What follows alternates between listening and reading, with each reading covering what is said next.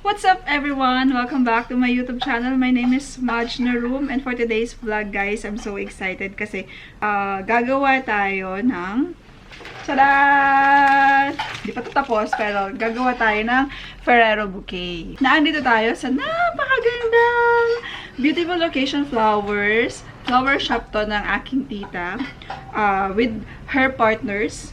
And dahil doon, kahit papano, natututo ako gumawa ng mga bouquet.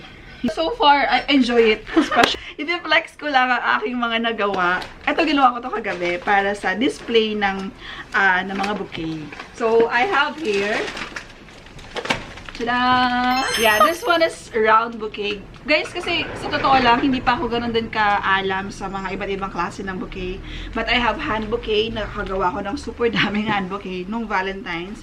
And this is an example of a round bouquet. Okay? This one. Look.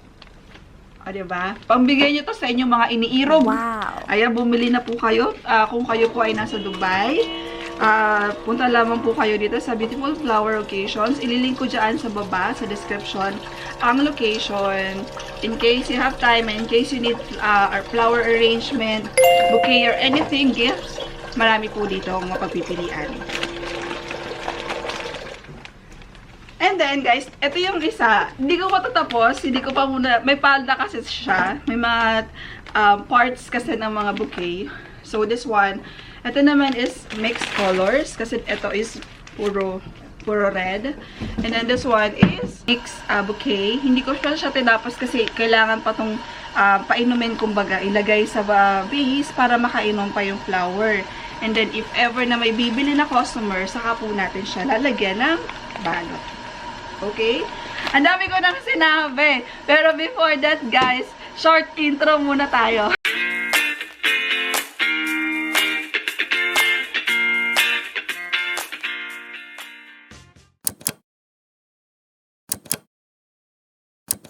Ito na yung mga na-prepare ko na mga Ferrero. Ito yung mga isasama natin sa bouquet na gagawin natin later. Example ng bouquet kanina na may customer na kasi na nakita na to, nakabalot, and then she asked for 5 pieces of this Ferrero chocolate na ilagay din sa bouquet niya. So, ganito yung itsura niya. Yan. Red rose yung pinagawa niya kanina, and then super pretty. Kaya lang nagmamadali din si customer kaya hindi ko na masyado na videohan. And then later, gagawa tayo ng sarili nating Ferrero chocolate bouquet. Last Ferrero na to. Ganyan. Bigay lang natin. Kasi gagawin pa natin siyang ganito. O, diba? Papahirapan natin yung kakain ng Ferrero bago niya matikman ang kanyang chocolate. Marami pa siyang kailangan pagdaanan. Kasi nakabalot to ng plastic. Yan. Tapos lalagay natin siya sa stick. Pero hindi natin tutusukin ha. Ito lang. Yes, para hindi masira ang chocolate. So here lang siya. Tapos i-tape natin. Kailangan sobrang higpit nung tape para kumbaga safe na. Twist natin ng mahigpit. Yan. Medyo masakit na nga yung kamay. Nakatwist. Pero, importante dyan yung pinaka-tip. Ito, pinaka-tip yung pinaka-dulo. Sealed natin to. Hindi siya matanggal. So, yan. Like this. Yan. So, next, gugupit lang muna ako ng mga paper. Tapos, gawa tayo ng ganito. Ganito lang kalaki. Siguro mga 4 by 2.5. Tupiin mo siya gano'n. I see. Tapos, really like that. Okay. Ito, pwede rin naman to. If the bouquet is facing. So, we're doing round bouquet. Okay. So, this is for facing. So, mali ang aking ginawa. Ulit tayo from the top. Ulit. Yan. Guys, ang aking napakagandang tita nga pala. Ito siya. Wow, diba? Good afternoon. Siya, si Miss Rita. Margie Moran. Yeah. Ang Margie Moran version namin. Isa siya sa owner ng Beautiful occasion flowers. yes. Perfect.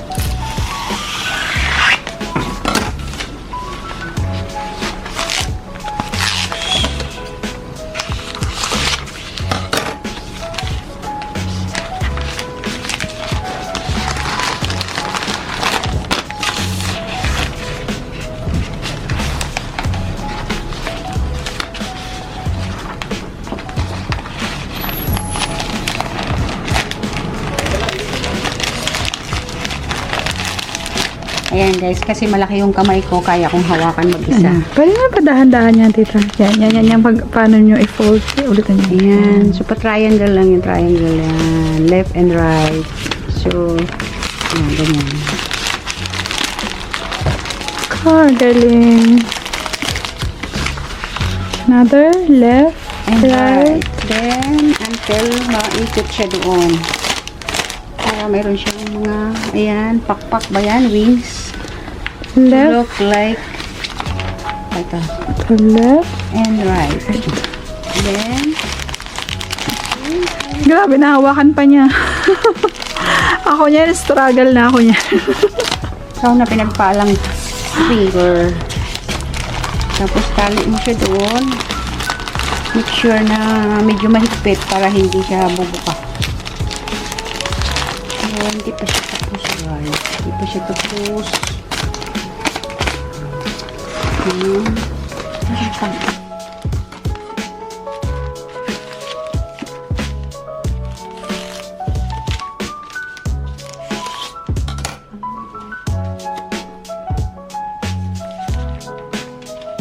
Ganun ulit. Yung procedure. Pero, ano naman to?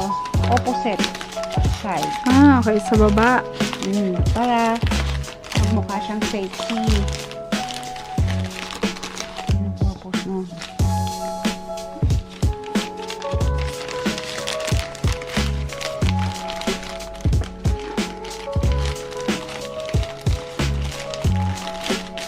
Ang paggawa kasi nito, iba-ibang version naman, kanya-kanyang design, kanya-kanyang Discard. discard mas gusto ko yung ganito, parang may palda, parang babae lang yan ang bouquet kasi parang babae. So mayroon siyang May palda. may waistline siya, ito yung head niya. May top. May top, may skirt. Skirt. May waistline.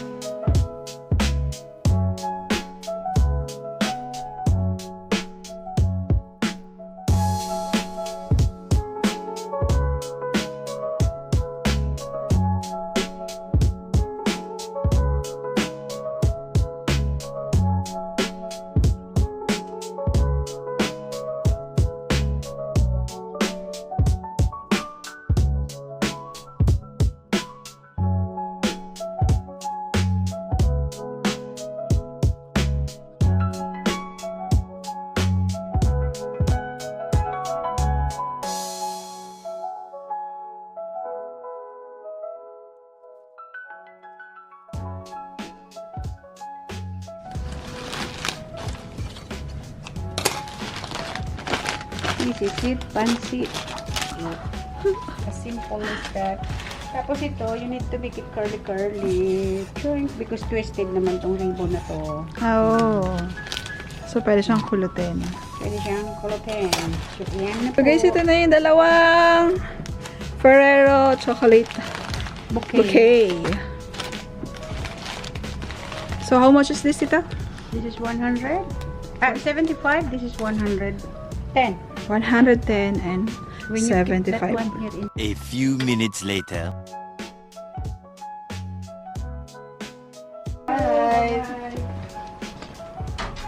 Nabili ang aking bouquet.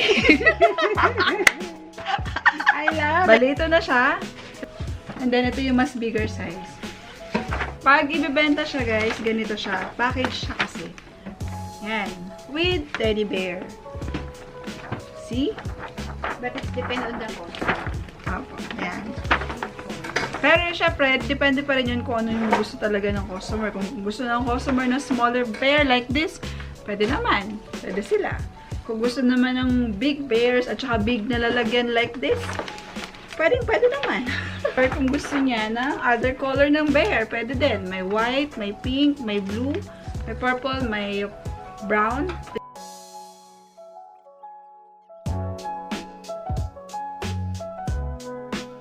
So that's pretty much it, guys, for today's vlog. I hope you enjoyed this video as much as I do. If you like this video, guys, please hit the thumbs up button and consider subscribing if you haven't subscribed yet. Once again, thank you so much, Tita. My special participation of my Tita. Look at that. Okay. Pretty Tita. See you guys on my next video. Bye!